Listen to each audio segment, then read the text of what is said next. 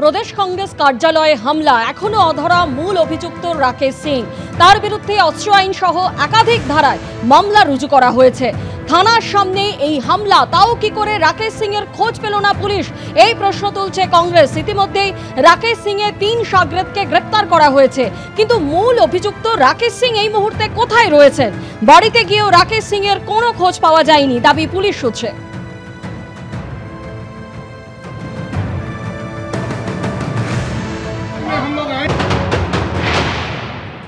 এই মুহূর্তে রয়েছে অরফ্যানগঞ্জ রোডে প্রদেশ কংগ্রেস অফিসে ভাঙচুরের ঘটনায় মূল অভিযুক্ত রাকেশ সিং এর বাড়ির সামনে।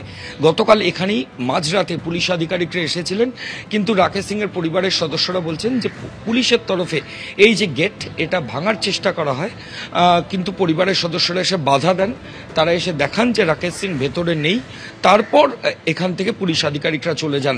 লালবাজারের তরফ থেকে অফিসিয়ালি যেটা বলা হচ্ছে যে রাকেশ সিং এর বাড়িতে ইতিমধ্যেই পুলিশ আধিকারিকরা তল্লাশি অভিযান চালিয়েছেন, কিন্তু তার কোনো খোঁজ পাওয়া যায়নি। তিনি পলাতক অবস্থায় রয়েছেন।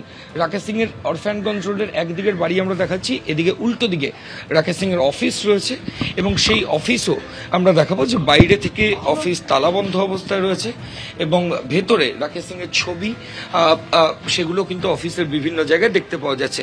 গতকাল প্রদেশ কংগ্রেস অফিস এন্টালি থানার অন্তর্গত, সেখানে ভাঙচুরের ঘটনা ঘটে, এবং সেই ঘটনায় প্রদেশ কংগ্রেস অফিসের যিনি কাস্টোডিয়ান তিনি একটি অভিযোগ করেন এন্টালি থানাতে।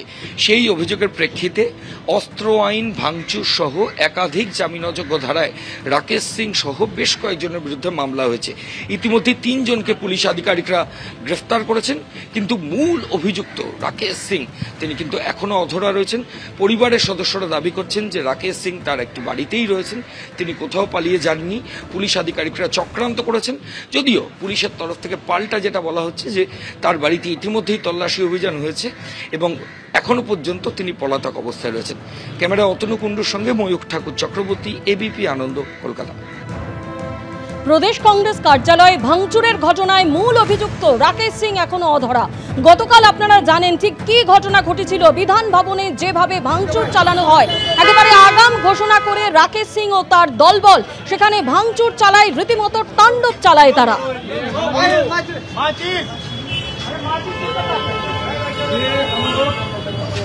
ये कांग्रेस के दफ्तर में हम लोग आए हैं और ये जताने के लिए आए हैं, किसी का आज हम लोग एक आंदोलन करने आए हैं, और वो आंदोलन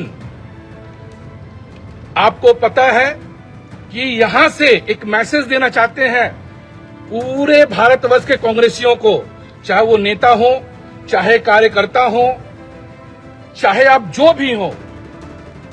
ऐसा आप कभी भी करोगे तो आपको घोर विरोध का सामना करना पड़ेगा। जैसे कि आज का विरोध आप देखेंगे, वैसा ही विरोध पूरे हिंदुस्तान में होगा। और यहां से देखिए, ये है कांग्रेस का दफ्तर, और इस दफ्तर में हम लोग ढुकेंगे अभी।